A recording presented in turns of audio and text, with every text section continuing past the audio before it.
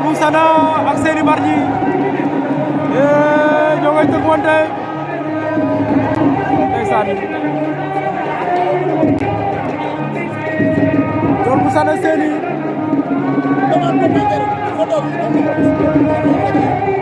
waaw Ndiol bu Sana Seny Bargny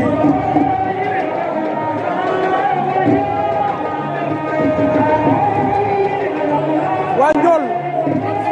bu Sana Ndiol tey loo indi gayen gis nañ ko duga ay lakos su ko duggee de Ndiol ah ndeysaan hommage à Ibou Diaw oh Ndiol nga taxaw final ndeysaan Ndiol bu Sana en final dana ko hommage à Ibou Diaw ndeysaan seen frère la waaw ata yaakaar naa kontaan ngeen na General TV,